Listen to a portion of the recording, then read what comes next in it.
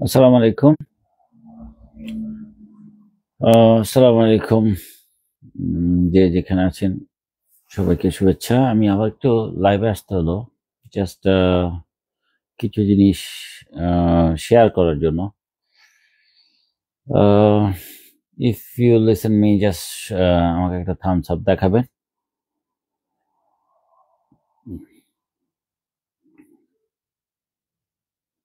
আহ, শুনতে পাচ্ছেন? আচ্ছা, আমি শুরুই করি। আম, প্রথমে হচ্ছে আম, আমাদের যে সচিবালয়ে একটা মারাত্মক সাবোটাইজ হয়ে গেল। আমি ষড়যন্ত্রই বলবো, সাবোটাইজই বলবো। এবং জয়ের ঘোষণার 2 দিন পরেই আপনার ঘটনাটা ঘটলো। যে সে চ্যালেঞ্জ দিয়েছিল ওর মা আর ওর বিষয়ে তদন্ত কি করবেন, সে এক ধরনের চ্যালেঞ্জই দিয়েছিল। তো সেই চ্যালেঞ্জের প্রেক্ষাপটে সাবোটেজ করে ওরা দেখিয়ে দিল যে তাদের ক্যাপাসিটি কত দূর, মানে তারা কি কি করতে পারে। আসলে এই সাবোটেজটার পিছনে আমি স্ট্রেইট একটা কানেকশন বুঝতে পারছি। সেটা হচ্ছে আপনার বিডিআর এর ঘটনা নিয়ে প্রথমে এই ইন্টারিম গভর্নমেন্ট আপনার তদন্ত পুনঃ কমিশন করবে না বলে ঘোষণা দিয়ে দিল। তারপরে যখন পাবলিক প্রেশার বা সামরিক বাহিনীর অবসরপ্রাপ্ত কর্মকর্তাদের প্রেশার বা প্রতিবাদের কারণে তারা সপ্তাহখানেকের মধ্যে সবকিছু পরিবর্তন করে আপনার ঘোষণা দিল যে তদন্ত পুনঃ কমিশন হবে। ঠিক তার কয়েকদিন পরেই কিন্তু ঘটনা। তাহলে প্রথমে হচ্ছে তারা কেন এত বড় সেন্সিটিভ ঘটনাকে পুনঃতদন্ত করতে অস্বীকার করলো? কারণ একদম স্ট্রেইট, আপনার যে ইন্ডিয়ার পররাষ্ট্র সচিব এসে কিন্তু এই ব্রিফটাই দিয়ে গেছে, তোমরা কিন্তু এইসব জিনিস করতে পারবা না। এবং সেনাপ্রধান থেকে শুরু করে গোয়েন্দা সংস্থাকে ব্রিফ করে গেছে যে এগুলা করলে এর পরিণতি কত ভয়াবহ হবে।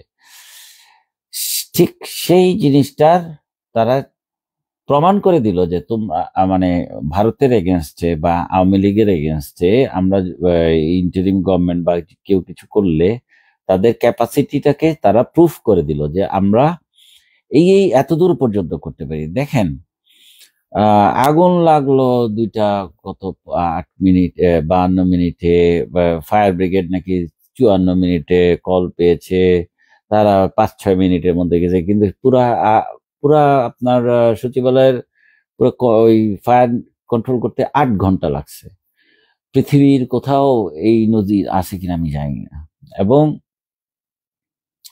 প্রথমে উচিত ছিল ফায়ার ব্রিগেডের ডিজি কে সাসপেন্ড করে দেওয়া। হ্যাঁ, কারণ আপনার এই জিনিসটাকে আপনার ঘটতে দেওয়া হয়েছে। যে এক ধরনের সাবোটাইজ করা হয়েছে যে আগুন জ্বলবে যতক্ষণ পর্যন্ত এভরিথিং ইজ গন, ততক্ষণ পর্যন্ত, মানে ওয়েল অর্গানাইজড। কারণ অলরেডি 16 বছরের তো কোথায় মানে কত জায়গায় যে এরা ঢুকে রাখছে, মানে এদের নিজস্ব লোকজন।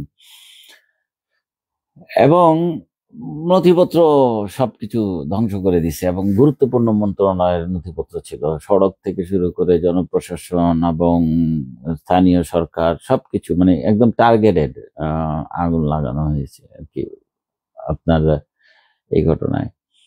তো বিডিআর হত্যাকাণ্ডের ঘটনার প্রেক্ষাপটেই তো এই এইটা হয়েছে, তার কোনো সন্দেহ নাই। এবং প্রুফ করে দিয়েছে। এবং আপনার সেনাবাহিনী একটা স্টেটমেন্ট দিয়েছে, তারা সবকিছু সিকিউর। সচিবালয়ের মতো জায়গা, সেনাবাহিনী কিন্তু অন ডিউটি ছিল।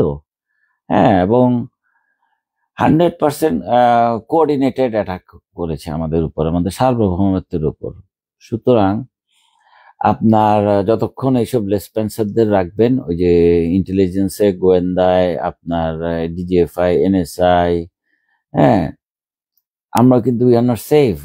ওরা কিন্তু আপনার আরো মারাত্মক মারাত্মক ঘটনা ঘটবে। ওরা জাস্ট একটা এক্সাম্পল দেখালো, দেখেন বিএনপির আমলে মনে আছে আপনাদের 64টা জেলায় একসাথে কোঅর্ডিনেটেড অ্যাটাক করে, 64 জেলায় একসাথে ওরা কি ঘটনা ঘটিয়েছিল। সব জায়গায় সব আপনার জেলায় উপজেলায় আম, আপনার সাবোটাইজ করেছিল।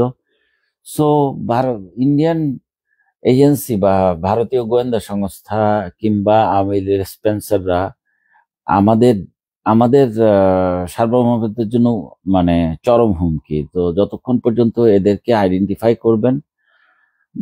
করতে আপনারা পারবেন না, ততক্ষণ পর্যন্ত আমাদের এই নিরাপত্তা হুমকিগুলো থাকবে এবং এদেরকে আইসোলেট করতে হবে। এবং সামরিক বাহিনীকে যদি নিয়ন্ত্রণ না নিতে পারেন এবং আপনার প্রশাসনকে, আপনারা 3 থেকে 4 মাস টিকেন কিনা আই মিন ডাউট। সো যা করবার এখনই করেন, এতে এতে দেশ উপকৃত হবে, আপনারাও ভালো থাকবেন। আমি মনে করি সচিবালয়ের ঘটনা 100% সাবোটাইজ এবং ওয়েল কোঅর্ডিনেটেড অ্যাটাক। হ্যাঁ, তো ধন্যবাদ, ভালো থাকবেন, আল্লাহ হাফেজ।